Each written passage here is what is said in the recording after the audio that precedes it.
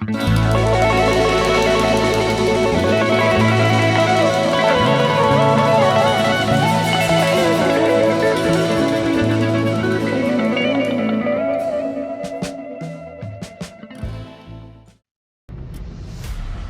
never going to see a 600-foot wind turbine or solar panel in Central Park or in the Hamptons. Where we're going to see it is in 4 rural communities across New York State and across the country because they don't really have a say. It is a new day under the Biden administration. Think of us as David and the state and developers as Goliath. Climate crisis, my friends, is the test of our times. Don't build a monstrosity in my backyard. Don't do it here. Our commitment to what I call clean energy patriotism. Why are you destroying the environment to save the environment? The world is going to end in 12 years if we don't address climate change. The people who are enacting these policies, they don't have to worry about a wind farm coming to their neighborhood. It just drives you insane.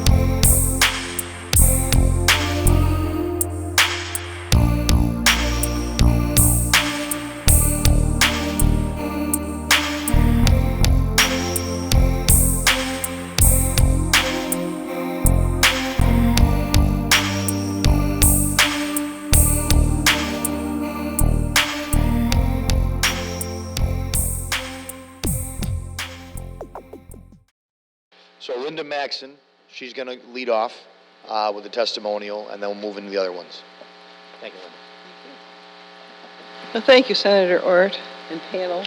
And thank you for validating everything I have to say, everything I'm living through. Thank you all for coming, especially my friends and family. My name is Linda Maxson. I live in the town of Orangeville in the county of Wyoming, state of New York. The name of the wind project is the Stony Creek Wind Farm. Later it was changed to the Orangeville Wind Farm. It's operated by Invenergy, LLC, from Chicago, Illinois. The total number of the wind turbines was to be 59, but after the Beaver Dam was discovered to be a house, they had to remove one. They say that the megawatts is 88.5, but I've seen 3 different numbers, so I can't validate either. However, it's up to 38,000 homes will be receive energy from these turbines. That's if they run at capacity. And if you're a turbine holder, you know that they seldom run at capacity, if ever. The one we have in Orangeville is the GE 1.6. It was untested at the time. The one previously mentioned by Gary in Sheldon was the GE 1.5. The height is 450 feet. The hub is 80 millimeters. The project went into effect December 31st, 2013. My house is surrounded by industrial wind turbines.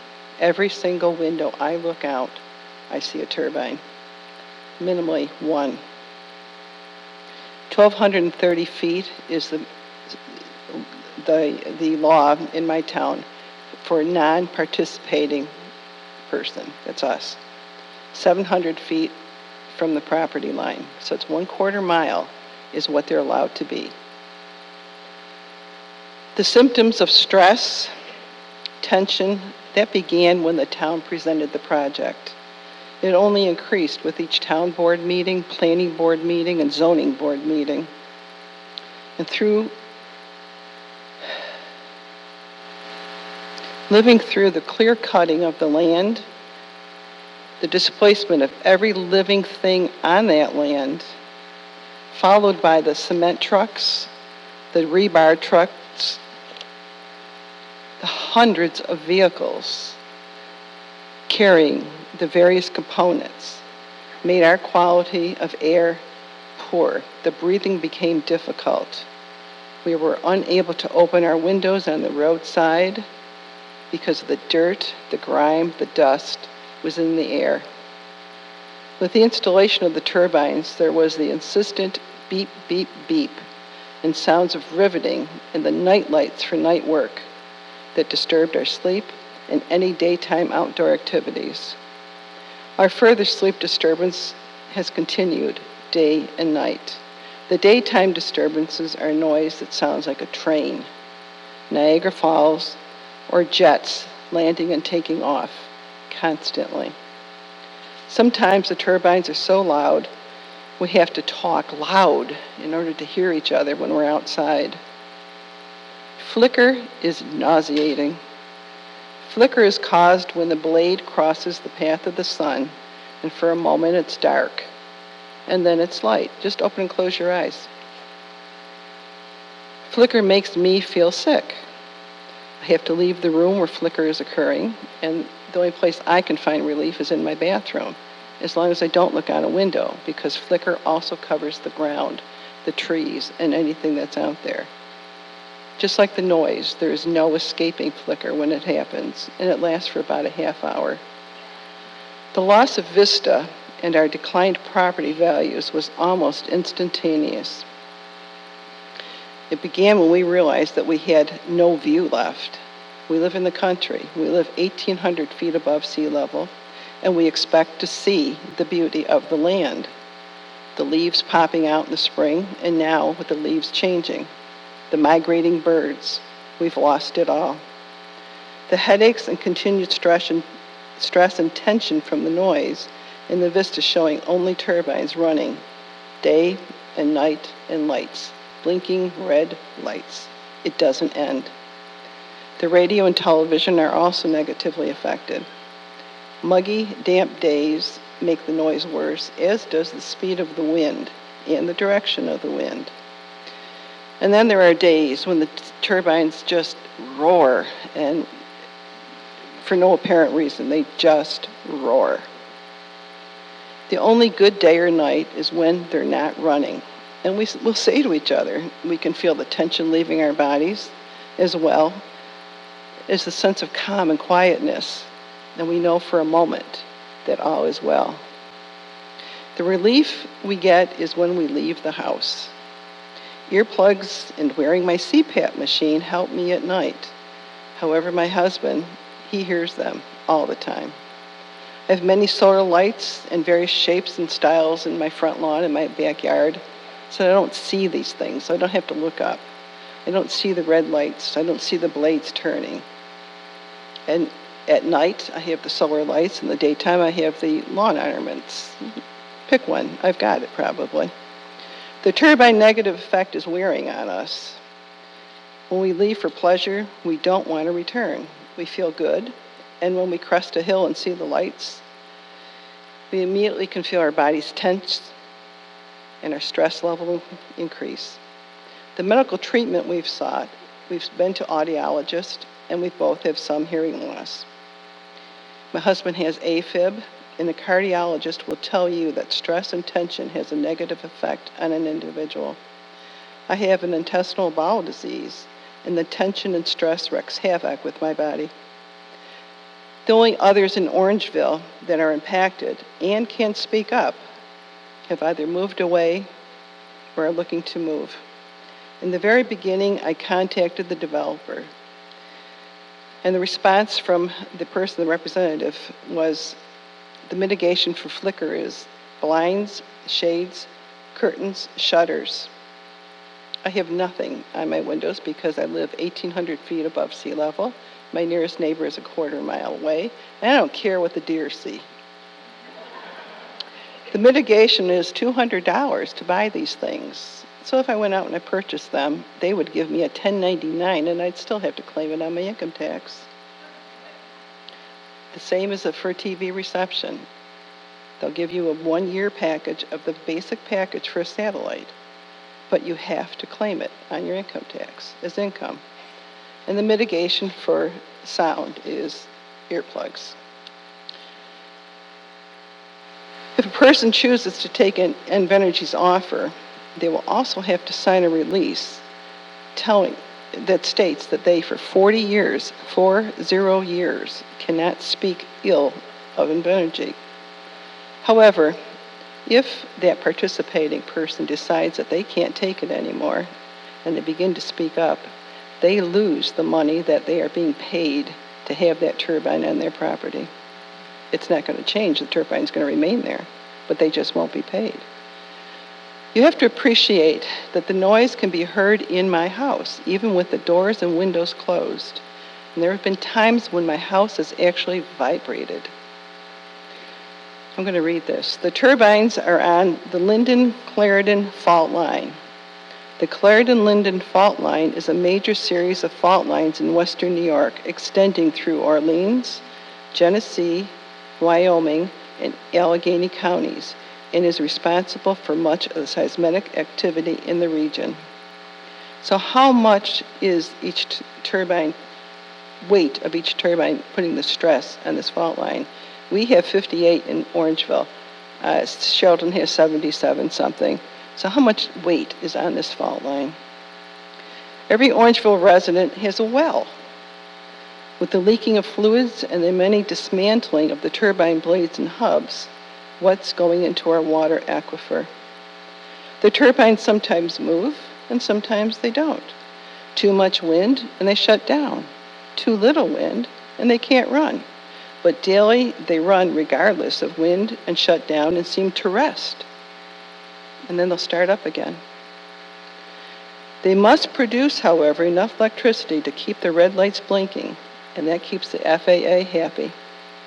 They are controlled in Chicago, which is the headquarters, and with cameras on each one, the turbines can be stopped or started as they desire. I want to know what's blowing in the wind, meaning we have no air quality control devices in the town to tell us what the turbines are stirring up and what we're breathing. The turbines have been dismantled. We're leaking fluid. You can see it running down. or the gaskets on the blades have flapped and flapped to where there's black marks all over them.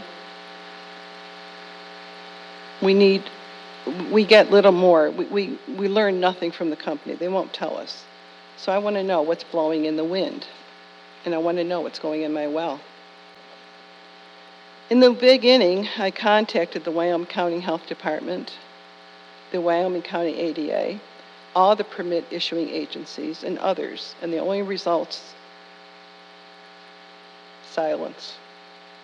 Did you know that the residents in the Delaware Water Gap are actually taxed a view tax? Well, in Orangeville, I want a refund. I have no view. Clearly, my husband and I are suffering from industrial wind turbine syndrome. The lack of quality of life from sleep deprivation due to noise, our health being compromised, the decline of our property value, and the loss of our vista has taken a toll on our quality of life. The questions I have: how much per kilowatt hour does it cost? If a turbine produces so much energy that it can power so many houses, what's the cost per kilowatt? What is the return on the taxpayer's investment? Because we know we're all paying for it. And is it worth ruining people's health and life? I thank you for being here and for listening. And I really sincerely thank you for doing this and validating what we know.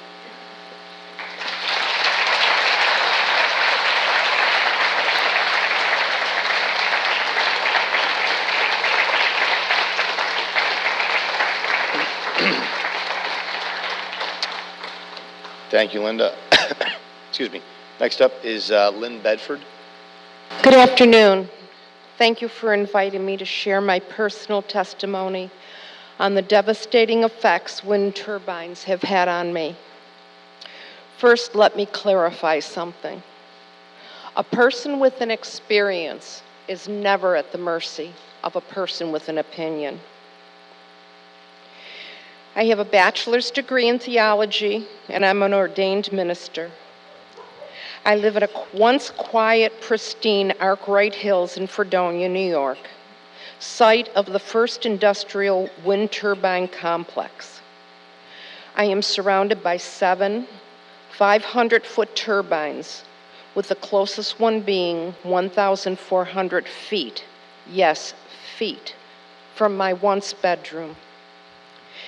On September 8th, 2018, it began.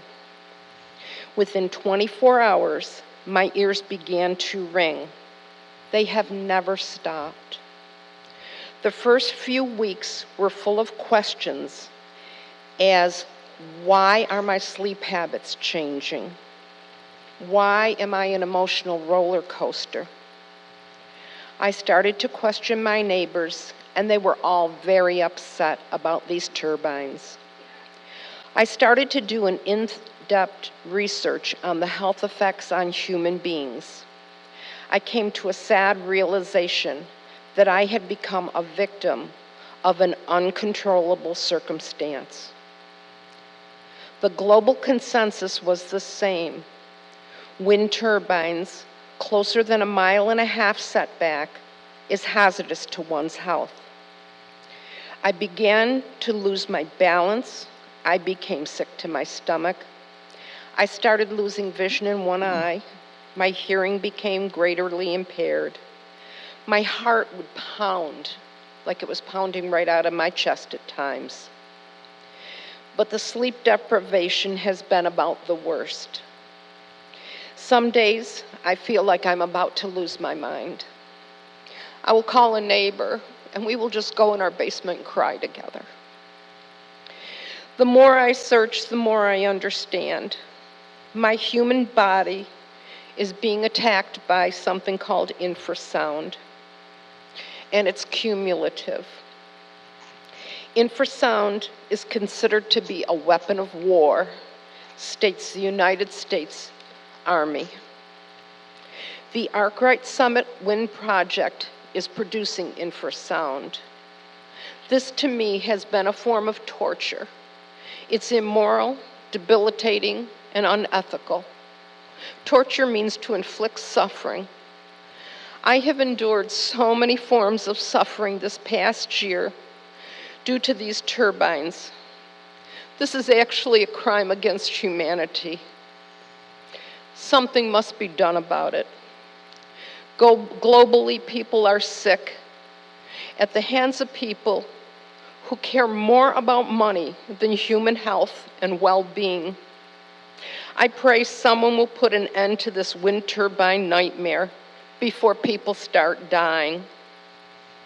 I believe there is much better ways to achieve zero emission by 2050, but at the cost of drastic quality of life decline is a legacy I cannot leave my 29 grandchildren and 5 great-grandchildren.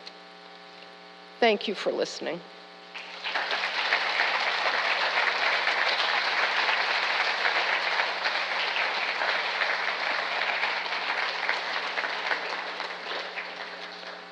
And I believe here on behalf of Sherry Simmons and John Yancey is Rebecca Sheldon. Thank you, Senator Ort, and thank you to the panel for presenting the information that you did. I think if John and Sherry were here, I know they wish they could be here because the information you presented explains a lot about their situations. Okay, thank you, sorry. My name is Rebecca Sheldon. I'm here today to share the stories of 2 individuals who could not be here in person, John Yancey and Sherry Simmons. As fellow residents of the Tug Hill in Lewis County, New York, they live about 4 miles from the Sheldon family farm in opposite directions. Like the Sheldons, their family roots grow deep here. Through the course of many conversations, I have come to know the details of their experiences with wind turbines and how they have been impacted. What I share with you now has been prepared at their request and under their supervision. John lives on the edge of Maple Ridge, one of New York's oldest and largest wind projects. His view to the south and west is dominated by at least 50 of the nearly 400-foot tall turbines, the closest 1,300 feet from his front door. 2,500 feet from his back door stands another turbine. Several more are within a mile. These turbines are responsible for the noise that have compromised his peace and quiet for the past 13 years. At times, he tells me, they can be as loud as a freight train. He can hear them over the running engine of a school bus parked in his driveway. During the winter, when there is ice on the blades, the noise is horrific. Even when it is not windy enough to produce electricity, the turbines still spin, waiting for wind. They constantly gear up and down, which is accompanied by a sound like that of a jet engine. I was just at John's house this morning and I heard that firsthand, the gearing up and down, and it was a quiet morning there, and it's a jet engine right next to his house. Though John sleeps with a white noise machine by his bed, it isn't until he travels away from home that he realizes how much better he can sleep. For John, the noise of the turbines is not just a sound, but also a sensation. He has told me that he doesn't need to look out the window to see if the wind stopped blowing. He can just feel it in his body. And when the wind does stop blowing, it startles him to remember just how quiet it used to be. As John has explained to me, turbines don't just add a new sound to the environment, they drown out enjoyable natural sounds one would expect to hear in a rural setting, such as leaves rustling in the breeze or the croaking of frogs. And that is not all they have taken from John. His sunsets have been altered by shadow flicker, especially in the spring and fall. All the windows on one whole side of his house are kept closed, blinds drawn, in order to block the disturbing distortions of light and sound. They have contributed to a family rift when his father signed a lease to host turbines. John's anger and frustration at the situation played a role in the decline of his first marriage. They have turned the farm of his youth into an industrial park. In his view, they have replaced community values with corporate greed that have pitted neighbor against neighbor. John has contacted the developer many times. Once there was an actual mechanical issue that was contributing to higher than normal sound levels, and that was repaired after 6 months. But overall, nothing has changed in 13 years. A sound study was conducted from his property, though he has never seen or heard about the results. As one of the few people on Maple Ridge who did not sign a lease or a good neighbor agreement, John has spoken out publicly against industrial wind, attending town board meetings and hearings to warn residents that wind energy isn't everything it's cracked up to be. Sherry Simmons' story began much more recently with the construction of Copenhagen Wind in 2018. As the Simmons family became aware of this proposed project, they refused to participate, denying the developer, EDP, the rights to cross their 100-acre farm with transmission lines. When EDP could not assure them that there were no safety risks, they turned down money to allow the turbines closer to their property. Despite their proactive measures, when the project was constructed, the Simmons had 13 500-foot turbines within close view of their farm, 2 of them only a few hundred feet from their property line. The closest turbine was 2,500 feet from Sherry's home and 1,700 feet from her son's. When it came online in December of 2018, it was soon apparent that they were much too close and much too loud. Sherry describes the noise as the sound of a diesel truck sitting in your driveway, calling it unbearable at times, with the nighttime hours being the worst, making it very difficult to sleep. Even when the wind isn't blowing, the turbines rotate to try and find the wind, making a whining sound. After a series of frustrating and dead-end phone calls to the developer, Sherry began attending town board meetings to seek remedies. Finally, with the town involved, EDP promised to conduct a sound study, though it has not yet been performed or even scheduled. They acknowledge that there is a noise problem, but precious little has been done to correct it. Sherry has pointed out to me that the problem is not just the closest turbine. It is the whole project. Many of her neighbors have complained of similar noise issues. The sound of a jet engine in their living rooms, whooshing sounds louder than the television, but they don't know what they can do. So they don't do anything. One woman keeps a daily log of what the turbines are doing around her property. She walks the roads and takes note after note of the sounds they are making and what they're doing. In the meantime, while Sherry waits for her sound study, she has been put on antidepressants to help with her PTSD, which is the result of a horrific car accident. It had been under control for years, but has recently worsened. She has a very strong startle reflex. She was rear-ended by a dump truck and almost died. So she startles very easily. She's also always listening to background noise, as if trying to hear the truck coming towards her. She is at times anxious and overwhelmed, and I don't think she necessarily connects that to the PTSD. It's just a feeling that's always with her. At other times, she feels confused and forgetful. She's taking sleep aids, as has her son and his family, including their 2 children, ages 9 and 11. Anxiety has been a problem for the entire family. They cannot enjoy the land that has been a part of their family for 4 generations. The quiet solitude that soothed Sherry's PTSD symptoms is gone. The cabin that they built on a remote part of the property is so impacted by shadow flicker and noise that it's not the relaxing getaway it was intended to be. When I asked her if she would ever move, she said, "No, I will never move from here. My husband was born in the house we live in and also died here and is now buried here. This home is our life. We have worked hard to have this. Why should a windmill chase me away? I will fight them to regain what we had until I die." John and Sherry hope that sharing their stories sheds some light on the true impacts of wind turbines. For those living closest to them, the consequences extend beyond that of just a bothersome sound. Turbines can become a destructive and invasive presence, which can come at any hour without warning and with no way to make it cease. It goes where peace and silence are needed and expected and deserved. taking with it many aspects of human well-being.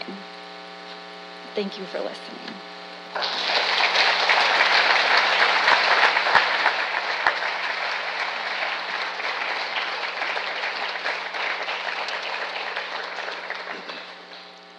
I would like to thank all of those who gave personal testimony. You know, it takes a lot of courage to get up here and stand up here in front of all of you and to share a very personal story.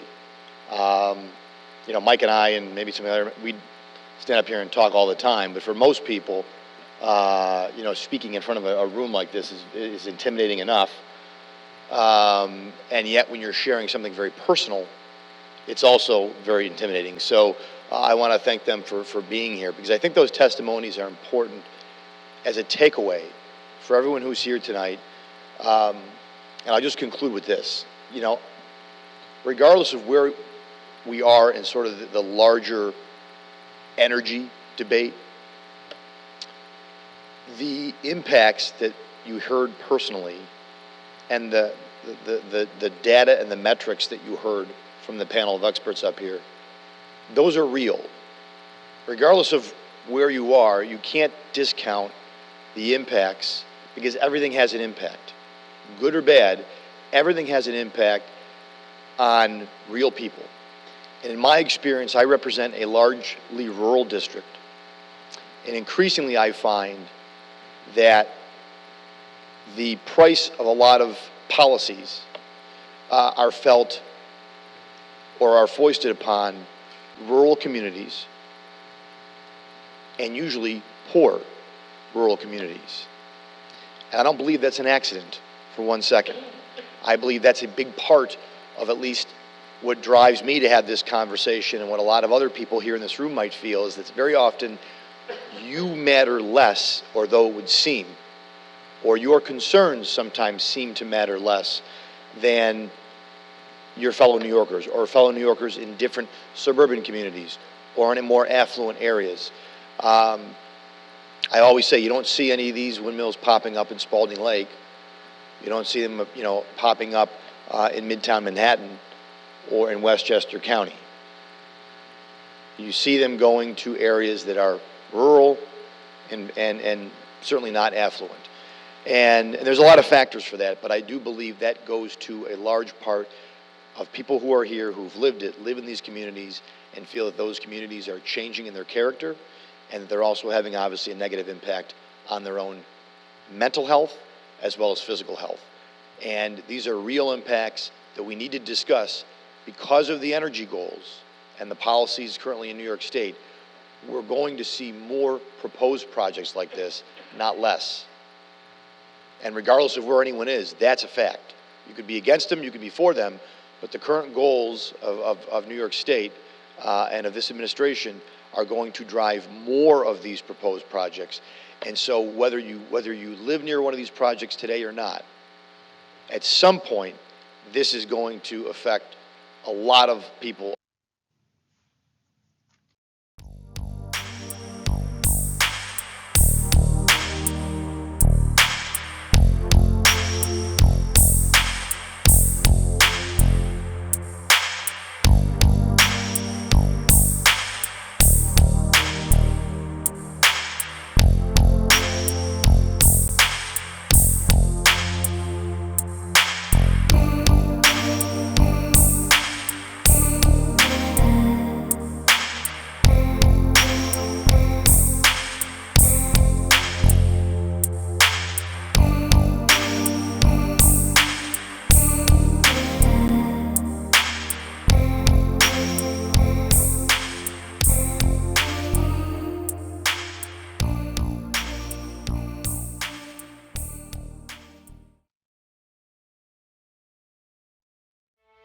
Politicians in both parties have spent decades pushing wind energy as a way to produce power without fossil fuels.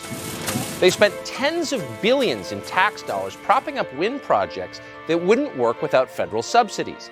In the process, they've destroyed some of the most beautiful places in this country with ugly, noisy turbines. Look at this shit. They've degraded our power grid. They've triggered power outages and blackouts that have killed Americans. These are people that have had no electricity for 13 hours. They did all of this to enrich the most powerful people in the country, and they did it at the expense of the most vulnerable. We spent the last year traveling the United States to identify the real costs of wind power. This is what we found. Well, the number one rule of wind development is this. It's the Starbucks rule, which says, never try and site a wind project within 30 miles of a Starbucks coffee shop. Kevin Martis lives in Michigan, where he spends a lot of his time fighting industrial wind projects. The demographic that's willing to pay a premium price for quality coffee is the same demographic that typically has the education and financial wherewithal to organize and resist irresponsible wind projects. We met him at this wind farm in southern Michigan, which, by the way, is a 31-minute drive from the nearest Starbucks. People who look at some of these wind proposals figure out quickly that one of the reasons their community is being targeted is it's poor and they're perceived as being desperate for revenue. They just think we're a bunch of rubes and hicks out here. Since the very first American wind farm started spinning in New Hampshire back in 1980, the most powerful supporters of so-called green energy have successfully prevented wind farms from being built near their homes. There is a strong consensus that global warming is being accelerated by the burning of fossil fuels. When developers proposed a wind farm in Nantucket Sound that was within view of Ted Kennedy's Oceanside compound, these 130 wind turbines will be producing clean, renewable energy. Kennedy used his ample political power to crush the project. Ted Kennedy and his friend Ted Stevens from Alaska and a number of other people tried to sneak amendments through that would have killed Cape Wind. Those windmills were never built, nor was a proposed project off the Hamptons. That was scrapped in April of 2021. There's a group of wealthy people with strong green sensitivities, but the second it comes to destroying their view in their cottage country and their fancy compounds, if you will, they will spend any amount of money necessary to protect what's valuable to them.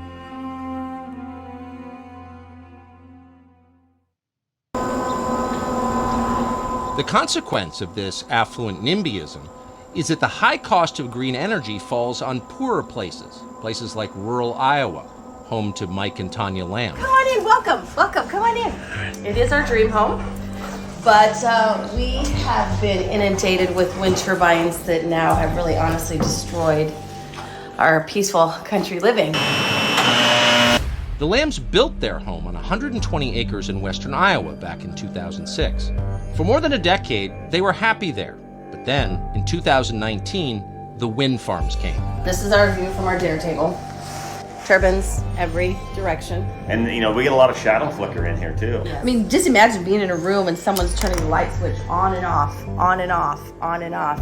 I mean, and it's in the middle of the day. Well, it's actually in the morning is when it's the worst. And it almost makes you dizzy. The Lambs never consented to any of this. No one asked them. None of the turbines are on their property. But because of its vast size, the project is visible and very audible from thousands of feet away. How much money do you make off that turbine right there? Oh, we make absolutely nothing. Zero. Off that. Nothing. No. That's on our neighbor's property. Our absentee landowner property. And there's no rule saying you can't destroy your neighbor's property value by putting up giant wind turbines in all of their windows? No. No. No. There's no regulations in this county. No, I don't want to prevent our neighbors from making money, but I guess I would feel kind of bad if I was making money and they couldn't sleep at night. Hello. Not sleeping at night is just one of the things the Lambs have had to suffer with. It's a vibrating, beating, thumping noise. And it's just constant and it's very repetitive. And it's just, you just can't get away from it. You can't escape it. And we know that there's health concerns out there. And I just, quite frankly, don't want to be the guinea pig. I mean, we have the liberty to go to work. We don't have to be here 24/7, but our animals are here all day, every day. They can't get away. The coonhound used to sleep outside on the front porch, and when it's really loud, he comes in the garage or he'll ask to go down the basement and he'll sleep in the basement. And then if it's loud enough, we'll be sleeping in the basement with him. Many times the noise has been so loud that it forced the Lambs out of their own home. There was a night in 2019 and it was late fall, maybe early winter. I just woke up and I thought, what is wrong with me? And the pressure in my ears was just like, I just got to get out of here.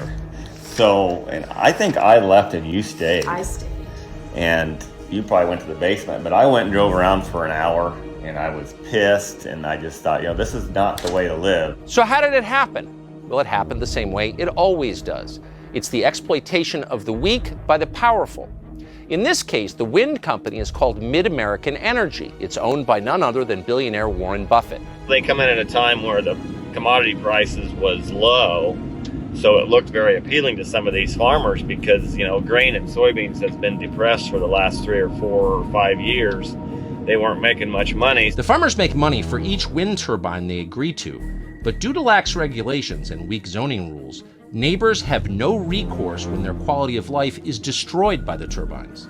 There's really no protection, period. By the time they realized they needed ordinances, it was too late because the wind company had all their paperwork done. Yeah. They had started constructing the turbine. Wind farms only exist because they're heavily subsidized by politicians with your money. They wouldn't exist otherwise.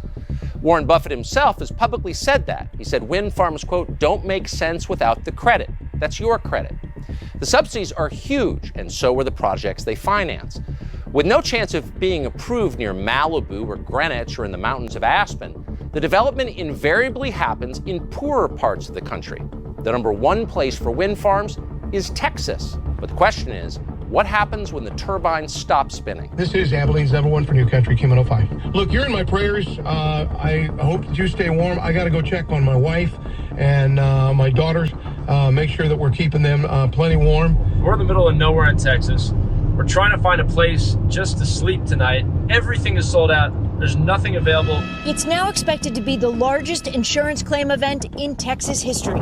This winter storm totally overwhelmed the power system in Texas. And I can tell you this morning, nearly 4.2 million Texans still have no electricity. Texas has the most wind power capacity in the United States. But the Texas turbines, which are not winterized, iced up during a cold weather event in February of 2021. Electricity output collapsed. Texas regulators ordered rolling blackouts Monday as an Arctic blast has frozen wind turbines. There's no water in the hotel. You had a fair amount of icing on the turbines that shut down some of them because they got iced up. Chuck DeVore is the vice president of the Texas Public Policy Foundation. The coldest part of the storm came in and demand soared. And what happened was the grid, under the strain of the demand, began to short out. Oh wow, this is one of the coldest times I've ever seen it. We've been below freezing since Thursday. Harlan Coates' family owns land outside of Big Spring, Texas. The family leases some of their land to wind developers. We're standing here in the energy capital of America. You've got a refinery there, the Big Spring, Texas refinery. There's transmission lines going across our head here. We've got wind turbines there and a pump jack right here. And the crazy thing is I've been without power for 2 days and we've got all this power here, and the reason is these wind turbines are not spinning. You have all this federal and state subsidies for wind and solar that have caused an overbuilding of wind and solar in Texas. It's cheap energy. Big companies love it. They love to virtue signal with it because they say, hey, look at us, we're zero carbon, right? And what they really like, of course, is that really cheap wind energy. What they're not paying for, though, is the reliability of the grid. The Texas grid, like the California grid, is becoming increasingly unreliable and difficult to maintain, difficult to keep that power in a steady basis. This 20-year-old turbine is leaking oil. Doesn't look too green to me.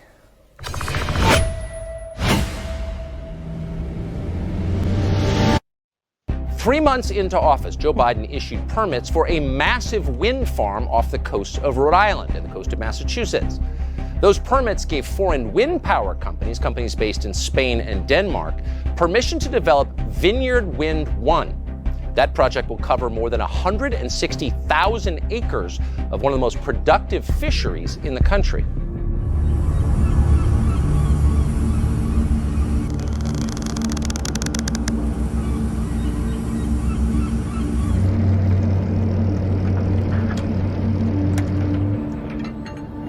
Been running my own boat for 43 years. And I fish from Cape Hatteras to Maine. The last 10 or 15 years, it's been almost exclusively squid. I fish all of these areas in the summer. This is Nantucket, this is Martha's Vineyard. All of these little things, they're all squid marks.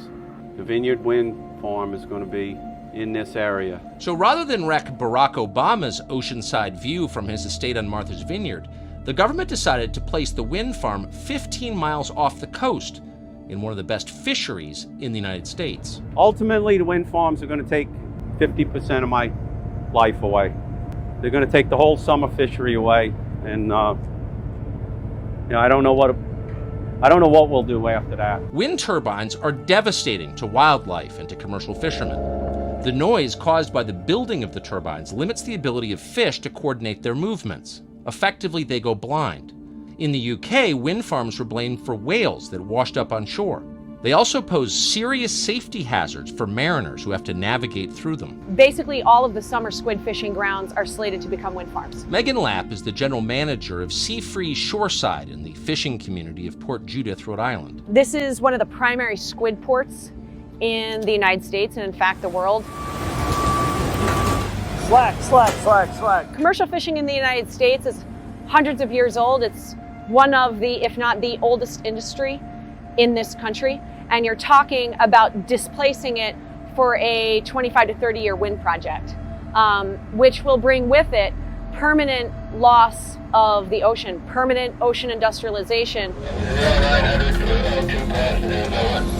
That's a good copy. Sea stretchers going back to 60. The commercial fishing industry works on renewable resources. That's why we've been here for hundreds of years, and we can be here for hundreds of years more unless our fishing grounds are paved by foreigners.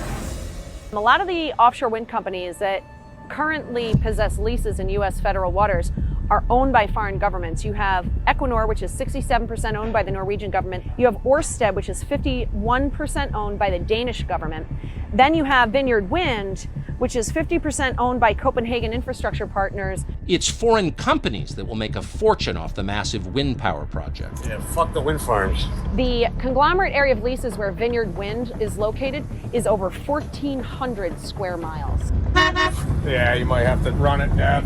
Some of the best people I've ever met in my life work on these boats. They have fished their whole lives. It's a multi-generational business. It's been passed down from generation to generation, knowledge passed down for hundreds of years. So we're coming up on almost 100 years of one family fishing the same piece of ground. Tommy Williams and his son Aaron fish out of Stonington, Connecticut. That's Aaron right there. That's his childhood. It's a way of life. I personally don't have any other option. Because salt water is so corrosive, even optimistic estimates suggest that the lifespan of an offshore wind turbine is less than 3 decades. You're willing to sacrifice an industry that's sustained itself for hundreds of years for a program that's going to last 25 years. It's not going to work. And you're sacrificing something that's proved itself sustainable for hundreds of years. If you're so for wind and it's really what you want, stick one up in your driveway, right in the middle of your driveway. Put that thing up. And you can listen to it whine, you can watch the lights, you can take your car and try to drive around it every morning to get out of your driveway, because that's what we're going to have to do.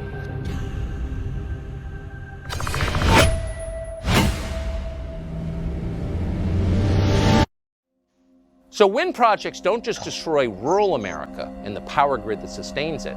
Wind projects also have terrifying environmental costs. We have documents from the federal government and other studies that show that hundreds of thousands of birds are killed every year by wind turbines. Lisa Lenoz is an environmentalist and president of the Wildlife Energy and Community Coalition. We're seeing eagles killed, golden eagles, bald eagles. We're seeing songbirds in large quantities being killed. Wind turbines kill so many endangered animals, particularly birds, that the Obama and then the Biden administrations issued waivers that exempt the industrial wind companies from the Endangered Species Act. But it's not just birds. In 2003, there was a discovery by accident that there were a large number of bats at the base of a turbine facility in West Virginia. The tips of turbine blades can move at speeds up to 200 miles per hour.